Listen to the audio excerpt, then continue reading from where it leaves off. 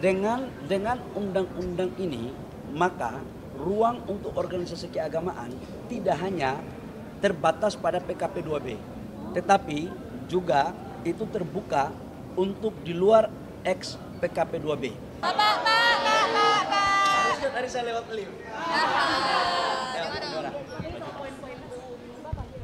Ya, tadi alhamdulillah rancangan undang-undang Minerba perubahan keempat dari Undang-Undang Nomor 4 Tahun 2009 sudah disahkan oleh DPR, dan undang-undang ini sebenarnya sebagai bentuk untuk memberikan rasa keadilan dalam rangka implementasi pasal 33 Undang-Undang 45, di mana selama ini kita tahu bahwa pengelolaan mineral batubara itu hanya dikuasai oleh pengusaha-pengusaha besar.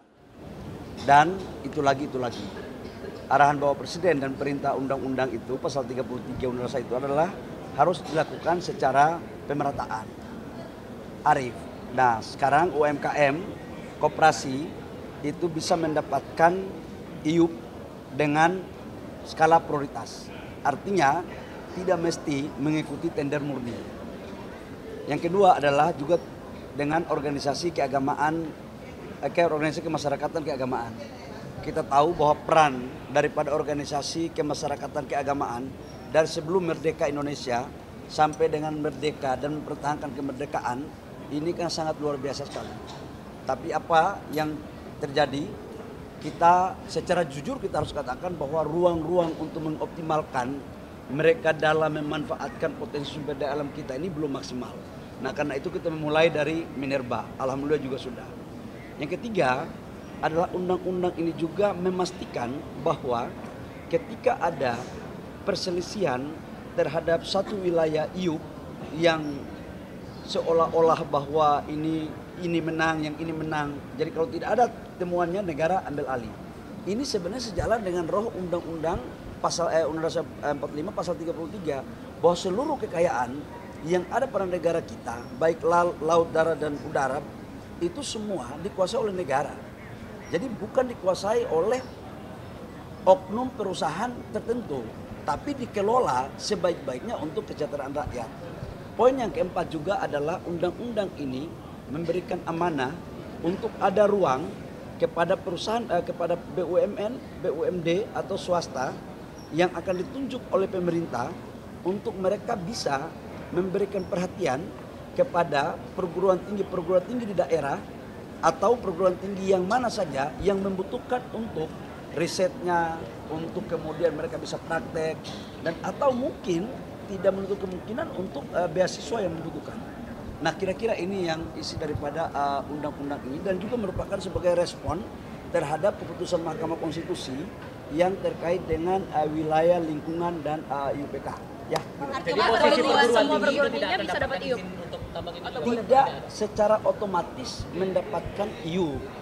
Tapi semua bisa mengajukan, Pak, berarti yang membutuhkan atau yang membutuhkan ya, bisa melakukan mengajukan untuk mengajukan agar bisa melakukan kerjasama dalam risetnya, dalam beasiswanya, atau dalam fasilitas kampusnya, itu bisa. Berarti penerima manfaat. Jadi penerima, contoh katakanlah di Papua.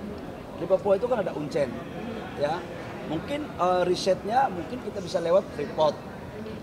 Di Maluku Utara, itu kan di sana kan ada Wedabai dan beberapa tambang-tambang lain. Di universitasnya bisa kita dorong untuk kemudian perusahaan-perusahaan itu punya ruang agar teman-teman ini bisa ikut. Begitupun di kampus-kampus di daerah yang memang wilayah tambangnya itu ada. Berarti untuk konsultasinya ada nggak, Pak, kriteria unik? Nanti kita pasti ada kriterianya. Ini kan baru undang-undangnya. Kalau mekanisme pengajuan biasanya gimana, Pak? Nanti akan diatur ya, akan diatur. Kita kan baru bahas undang-undang. Setelah undang-undang kan PP baru permen ya. Nanti kriterianya teknisnya akan itu. Pak, terkait dengan undang-undang ini, maka ruang untuk organisasi keagamaan tidak hanya terbatas pada PKP 2B, tetapi juga itu terbuka untuk di luar ex PKP 2B. Kalau kemarin di dalam PP itu hanya terbatas pada ex PKP 2B, tapi kalau yang ini bisa kita dorong kan senang kan kalau organisasi keagamaan itu, mohon maaf kalau kita libatkan bagi yang mau ya, bagi yang butuh. Tapi kalau nggak mau, yang nggak butuh, ya jangan, karena tidak semua organisasi keagamaan kan membutuhkan kan. Itu terkait kampus dan mengganggu ini ya Pak, lahan tambang itu ya Pak. Oh iya, dan UMKM ini kami punya cara berpikir begini, pemerintah punya cara berpikir begini. Ini kan retribusi aset, tapi harus lewat aturan. Nah, UMKM ini adalah UMKM daerah. Contoh, dia di Kalimantan Timur, wilayahnya. Yang mengajukan UMKM-nya itu harus UMKM orang Kalimantan Timur yang ada di kabupaten itu. Supaya apa? Pemerataan. Selama ini kan nggak merata. Jujur dalam berbagai kesempatan saya katakan bahwa IUP ini lebih banyak dimiliki kantornya berada di Jakarta. Nah, ini kita mau kembalikan. Mau kembalikan dalam rangka apa? Pemerataan.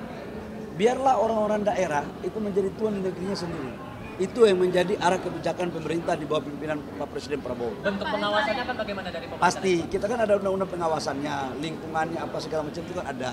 Dan satu lagi, IUP-nya yang akan kita kasih ke prioritas untuk UMKM, toko organisasi keagamaan, koperasi, itu tidak dapat dipindah tangankan dalam bentuk apapun. Bukan beli, dikasih, habis itu dijual lagi. Nggak akan dipindah tangankan dalam bentuk apapun. Supaya apa?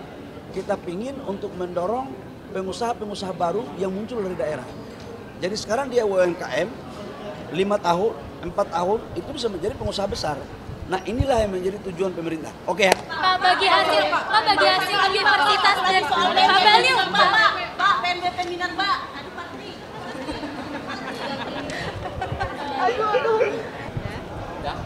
Udah.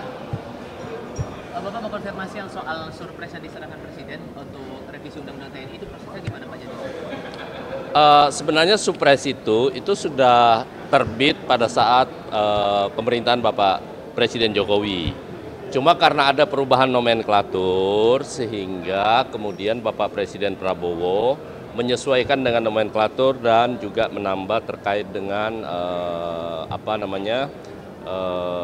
orang yang ditunjuk mewakili Bapak Presiden. Jadi ini adalah sebuah proses carry over dalam rangka pembahasan undang-undang. Gitu. Jadi poin ditekankan sebetulnya adalah